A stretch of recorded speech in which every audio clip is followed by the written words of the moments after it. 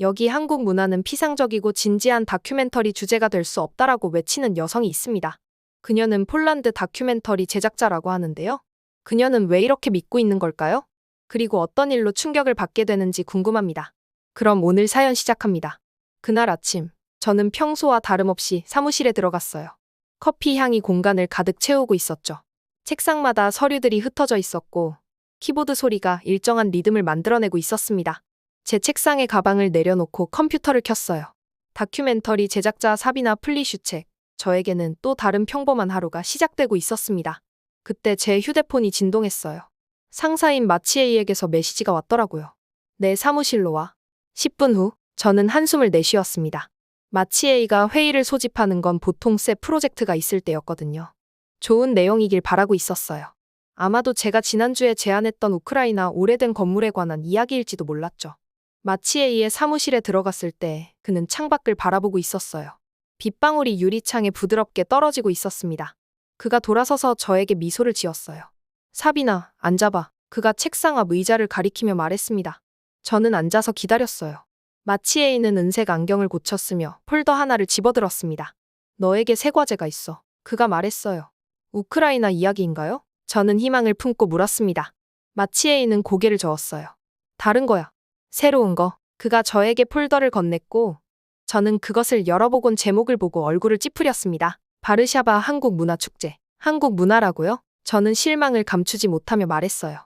하지만 저는 유럽 역사와 정치에 관한 진지한 다큐멘터리를 만드는 사람인데요. 마치에이가 몸을 앞으로 기울였습니다. 그게 바로 내가 이걸 해야 하는 이유야. 내 평소 작업과는 다르잖아. 저는 폴더 속 페이지들을 넘겨봤어요.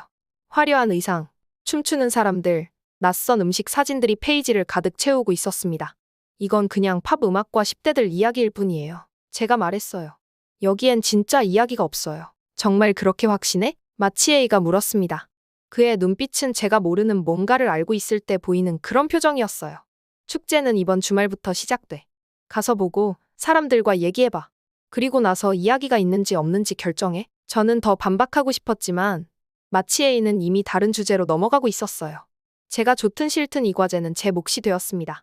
책상으로 돌아와서 저는 그 폴더를 노려봤어요. 폴란드에서의 한국 문화라니? 이것에 대해 뭐라고 말할 수 있을까요? 저는 아시아 문화에 전혀 관심이 없었거든요. 유럽이 제 관심사였죠. 저는 유럽의 전쟁, 정치, 예술에 대해 알고 있었습니다. 사람들이 생각해보게 만드는 진지한 주제의 다큐멘터리를 만들었어요. 노트북을 열고 한국 문화에 대한 정보를 검색하기 시작했습니다. K-팝 뮤직비디오가 화면을 가득 채웠어요. 화려한 색상의 옷을 입고 춤추고 노래하는 젊은이들. 제게는 어리석어 보였죠. 어떻게 누가 이걸 진지하게 받아들일 수 있을까요? 우크라이나 건물 같아 보이지는 않네. 뒤에서 목소리가 들렸어요. 돌아보니 우리 회사에 또 다른 다큐멘터리 제작자인 스타니스와프가 있었습니다. 그는 미소 짓고 있었고 그의 헝클어진 갈색 머리가 눈 위로 흘러내리고 있었어요. 마치에이가 새 과제를 줬어. 제가 말했습니다. 한국 문화 축제야. 재미있겠는데. 스타니스와프가 말했어요. 재미는 내가 추구하는 게 아니야. 저는 대답했습니다. 나는 진지한 다큐멘터리를 만드는 사람이라고. 스타니스와프는 웃으며 말했어요. 어쩌면 그래서 마치에이가 너에게 이걸 준 건지도 모르지. 내가 드디어 즐기는 모습을 보고 싶어서 저는 눈을 굴리며 다시 컴퓨터로 돌아섰습니다. 재미는 다큐멘터리의 목적이 아니었어요. 진실이 목적이었죠. 현실이 중요했습니다. 그날 밤 제 아파트에서 저는 노트북을 들고 소파에 앉아 있었어요. 제 아파트는 조용하고 단순했습니다.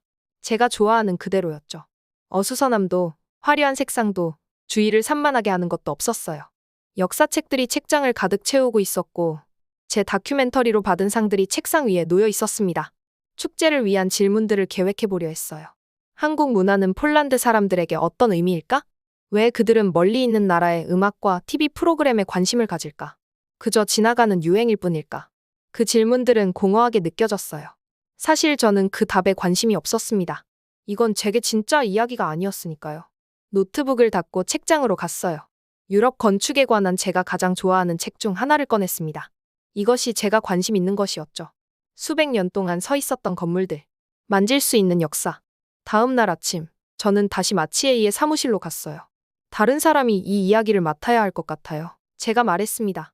저는 한국 문화에 대해 아무것도 모르거든요. 그게 바로 내가 이걸 해야 하는 이유야. 마치에이가 대답했어요. 때로는 우리가 아는 것을 벗어날 때 최고의 이야기가 나오기도 해. 하지만 더 중요한 이야기들이 있잖아요. 저는 주장했습니다. 진짜 뉴스, 진짜 역사요. 마치에이는 축제 출입증을 건네주었어요. 하루만, 사비나.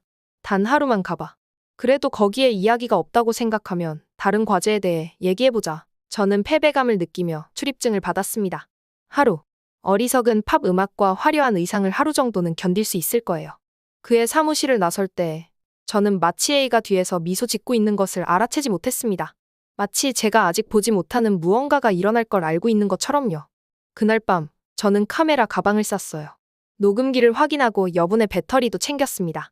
평소 입는 작업복을 준비했죠. 단순한 검은색 바지와 짙은 파란색 셔츠.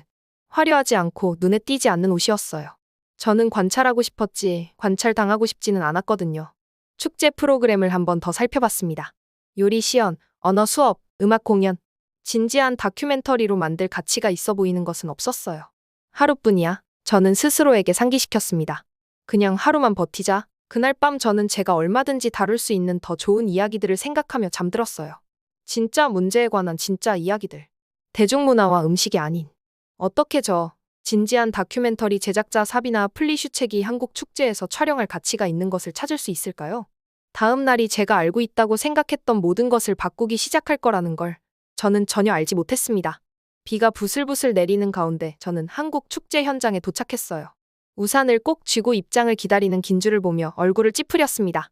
정말 다양한 사람들이 와 있는 것을 보고 놀랐어요. 화려한 옷을 입은 10대들도 있었지만 나이 든 사람들, 가족들, 심지어 할머니, 할아버지들도 있었거든요. 제가 예상했던 모습이 아니었습니다. 입구에 있던 여성에게 제 출입증을 보여줬어요. 그녀는 미소를 지으며 프로그램 책자를 건네주었습니다. 축제 즐겁게 보내세요. 그녀가 밝게 말했어요. 저는 그냥 일하러 왔을 뿐이에요. 제가 대답했습니다.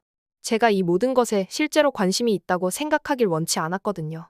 축제장 안으로 들어서자 사방에서 색깔과 소리가 저를 덮쳤어요. 빨간색과 파란색 장식들이 텐트에 걸려 있었고 스피커에서는 음악이 흘러나오고 있었습니다. 낯선 음식들의 냄새가 공기 중에 가득했어요.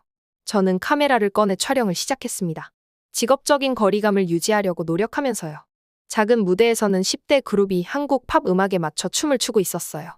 그들의 동작은 정확하고 에너지 넘쳤습니다. 주변에서는 사람들이 환호하고 박수를 치고 있었어요.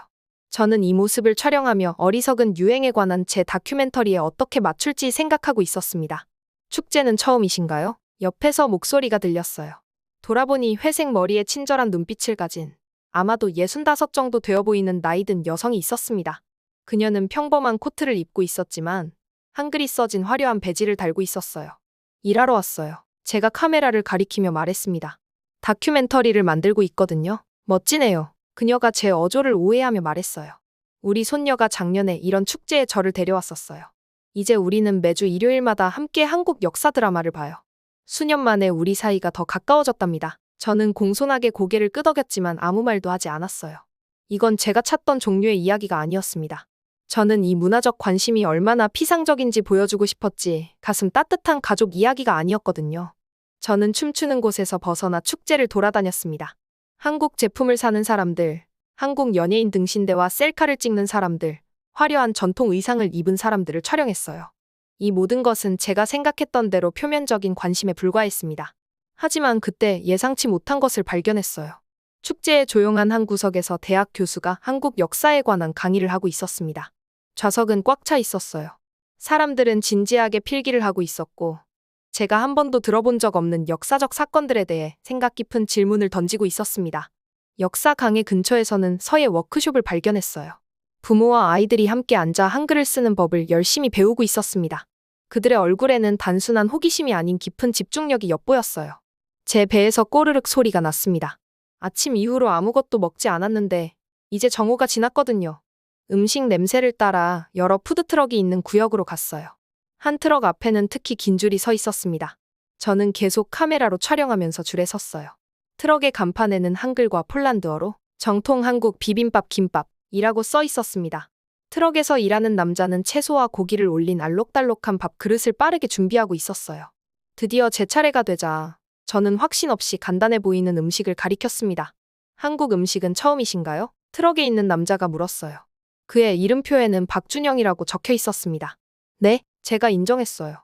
그냥 축제를 기록하러 왔을 뿐이에요. 그는 고개를 끄덕이며 특별히 신경 써서 음식을 준비했습니다. 이건 비빔밥이에요. 그가 밥, 채소, 고기, 빨간 소스가 담긴 그릇을 건네며 설명했어요. 드시기 전에 다 섞어서 드세요. 저는 빈 테이블로 음식을 가져가서 먹는 동안 촬영하기 위해 카메라를 설치했습니다. 첫 입은 저를 놀라게 했어요. 매웠지만 맛있었고 여러 가지 맛이 섞여 있었습니다. 제가 전에 먹어본 어떤 것과도 달랐지만 저도 모르게 즐기고 있는 저를 발견했어요.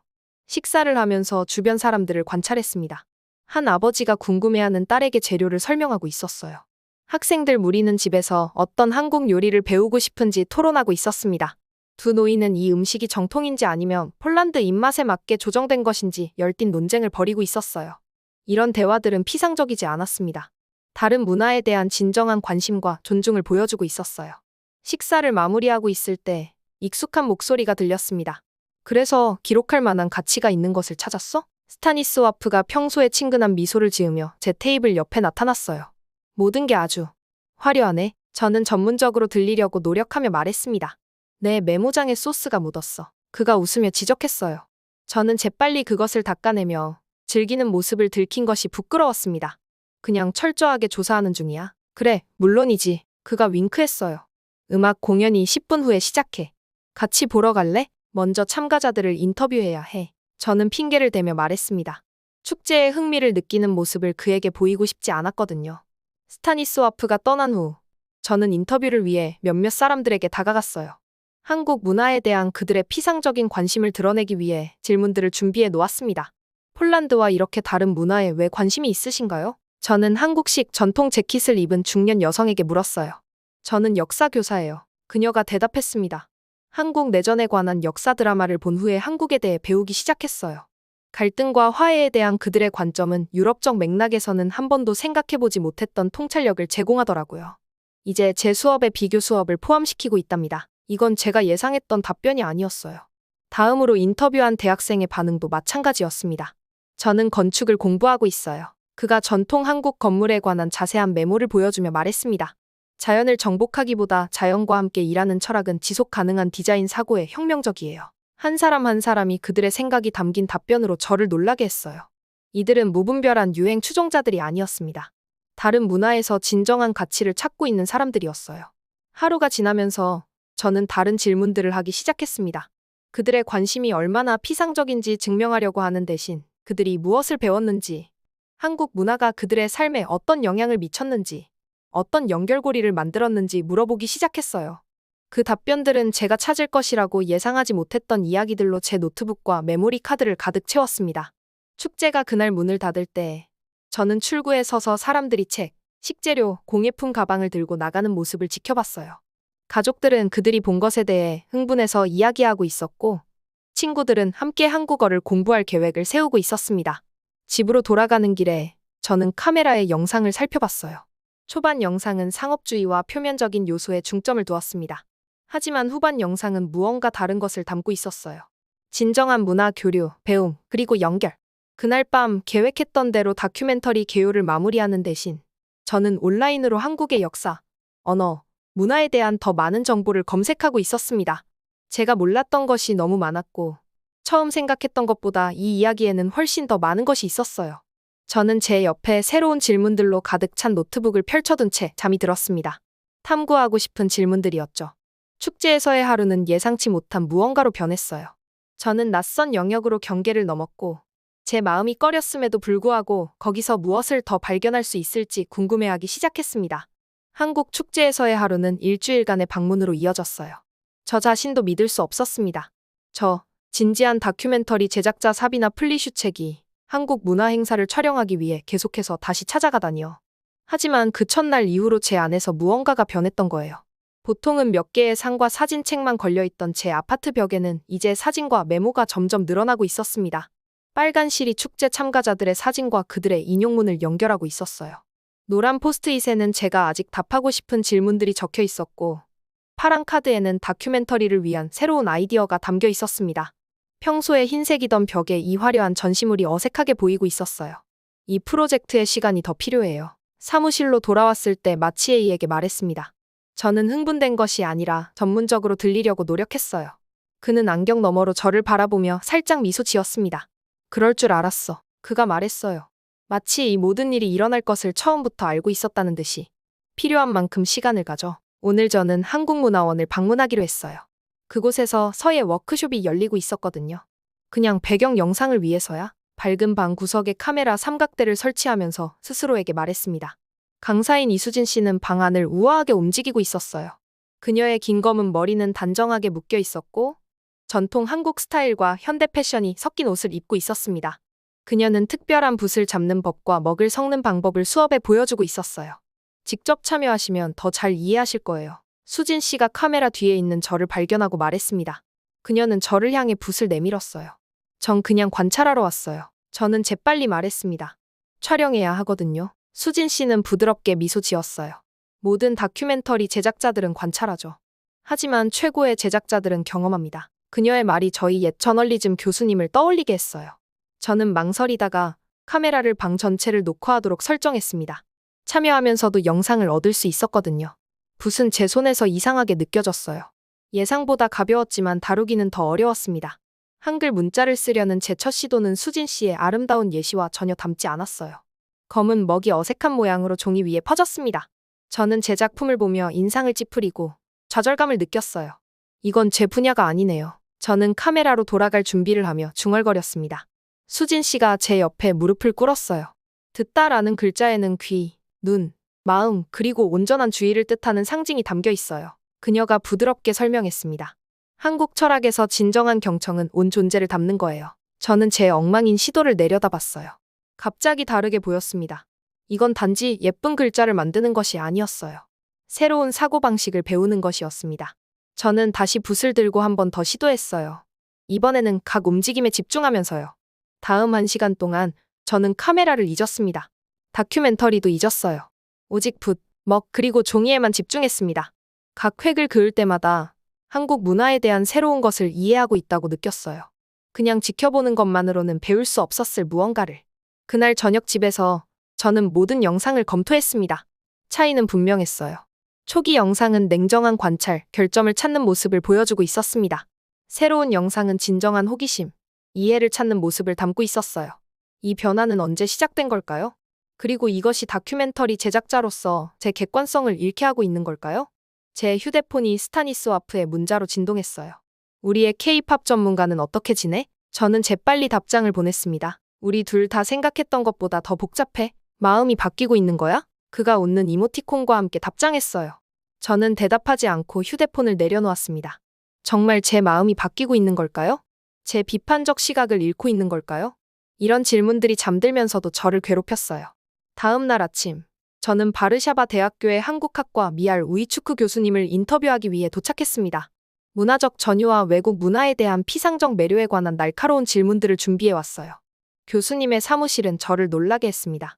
벽에는 고대처럼 보이는 두루마리들, 현대 학술 서적들, 그리고 기술 도표들이 줄지어 있었어요. 언어학과에서 예상했던 모습이 아니었습니다. 우이추크 교수님은 지적인 눈빛과 빠른 움직임을 가진 작은 체구의 여성이었어요. 그녀는 제가 준비한 질문들에 쉽게 대답하고 우리의 대화를 더 깊이 이끌었습니다. 엔터테인먼트로 시작된 것이 이제는 진지한 문화적, 언어적 연구가 되었어요. 그녀가 설명했습니다. 한국어 수강 등록이 단 5년 만에 10명에서 100명 이상으로 늘어났어요. 하지만 그건 그저 팝 음악과 TV 프로그램 때문 아닌가요? 제가 물었어요. 그녀는 고개를 저었습니다. 관심은 종종 그렇게 시작돼요. 하지만 우리 학과는 이제 공학, 경영, 의학 부서와 함께 일하고 있어요. 한국의 혁신 모델이 문화 교류와 함께 연구되고 있답니다. 제가 초기에 회의적인 태도를 언급했을 때 그녀는 이해한다는 듯이 고개를 끄덕였어요. 문화적 발견은 종종 단순한 것으로 시작해요. 우리의 호기심을 자극하는 노래, 맛, 이미지 같은 것들이요. 하지만 진정한 문화 감상은 소비를 넘어 이해로 나아가는 것을 요구합니다. 초기 매혹을 넘어 남아있는 학생들은 심오한 방식으로 그들의 관점을 바꾸고 있어요. 그녀의 말은 사무실을 나서면서도 제 마음에 남아있었습니다. 그 말들은 저 자신을 정직하게 바라보도록 만들었어요. 제 다큐멘터리 주제가 저를 제가 담아낸 것보다 더 많이 변화시켰습니다. 문화적 관심이 얼마나 피상적인지 보여주려던 제 원래 아이디어는 이제 그 자체가 피상적으로 느껴졌어요. 그날 저녁, 저는 모든 영상을 앞에 두고 컴퓨터 앞에 앉았습니다. 마감일이 다가오고 있었어요. 두 가지 선택이 있었습니다. 원래 계획을 고수하거나 완전히 처음부터 다시 시작하거나. 저는 새 문서 파일을 열었어요. 제 손가락이 한참 동안 키보드 위에서 머뭇거렸습니다. 그리고 나서 새로운 제목을 타이핑하기 시작했어요. 바르샤바, 작은 한국을 만나다. 밤늦게까지 작업하면서 원래의 내레이션을 삭제하고 새로운 것을 쓰면서 저는 두렵기도 하고 해방된 것 같기도 했습니다. 이건 제가 만들려고 계획했던 다큐멘터리가 아니었어요. 더 좋았습니다. 정직했어요. 저는 제 자신의 여정을 담은 영상들을 포함시켰습니다. 처음으로 김치를 시도해보는 제 회의적인 표정, 서예에 집중하는 제 모습, 인터뷰에 놀라는 제 반응들. 다른 사람들의 이야기와 함께 제 자신의 이해가 변화하는 과정을 보여주었어요. 자정에 저는 새 다큐멘터리 계획에 초안을 마쳤습니다. 더 많은 작업, 더 많은 촬영, 더 많은 열린 마음이 필요할 거예요. 하지만 제 경력에서 처음으로 저는 단지 이야기를 관찰하는 것을 넘어서 무언가를 하고 있다고 느꼈습니다. 저는 그 일부였어요. 컴퓨터를 닫고 제 아파트를 둘러봤습니다. 한국 역사에 관한 책들이 이제 제 유럽 컬렉션 옆에 놓여 있었어요. 부엌에는 전에 한 번도 사용해보지 않은 향신료들이 있었습니다. 벽에는 화려한 메모와 이미지들이 가득했어요. 제 세계는 확장되었고 이전의 제 모습으로 돌아갈 수 없게 되었습니다. 이제 과제는 제 다큐멘터리를 통해 다른 사람들도 이 여행에 함께 데려오는 것이었어요. 낯설게 보이던 것이 어떻게 익숙해질 수 있는지 보여주는 것. 이해가 어떻게 시작되는지, 때로는 카메라를 내려놓고 대신 붓을 들어올릴 때 말이죠. 그날 밤 저는 단지 관찰자가 아니라 관찰한 것에 의해 변화된 사람으로 잠이 들었습니다. 그리고 어쩐지 그것이 저를 이전보다 더 나은 다큐멘터리 제작자로 만들었어요. 편집실이 제가 전하려는 이야기에 비해 너무 좁게 느껴졌어요. 3주 동안의 영상 자료가 여러 컴퓨터 화면에 펼쳐져 있었습니다. 인터뷰, 축제 장면, 요리 시연, 언어 수업, 비즈니스 미팅, 이 모든 것들이 바르샤바에서의 한국 문화의 조각들을 보여주고 있었어요. 하지만 가장 중요한 것은 그 영상들이 의심에서 이해로 가는 제 여정을 보여주고 있었다는 점이었습니다. 이건 처음에 우리가 논의했던 것과 다르네. 마치에이가 제 다큐멘터리 초안을 보면서 말했어요. 네, 저는 인정했습니다. 대신 제가 발견한 것이에요. 제 원래 제목은 사라졌어요. 외국의 물결 상품으로서의 문화. 대신 제 다큐멘터리는 이제 바르샤바, 작은 한국을 만나다로 바뀌었습니다. 사람들의 한국 문화에 대한 관심이 얼마나 피상적인지 보여주는 대신 저는 이제 많은 사람들이 그 안에서 찾은 깊이와 의미를 보여주고 있었어요. 저는 다큐멘터리에 제 자신의 이야기를 포함시켰습니다. 첫 김치 맛에 혼란스러워하는 저희 모습이 화면에 있었어요. 서예 수업 중에 집중하며 인상을 쓰고 있는 저희 모습도 있었습니다. 외부자에서 문화 교류에 참여하는 사람으로 서서히 변해가는 저의 모습이 담겨 있었어요.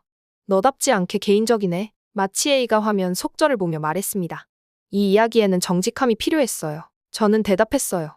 전에는 한 번도 제 자신을 다큐멘터리에 넣은 적이 없었습니다. 항상 카메라 뒤에 머물며 다른 사람들을 관찰했었죠. 하지만 이번에는 제 자신의 여정이 이야기의 일부였어요. 제 다큐멘터리의 마지막 장면은 문화원에서의 특별한 모임을 보여주고 있었습니다.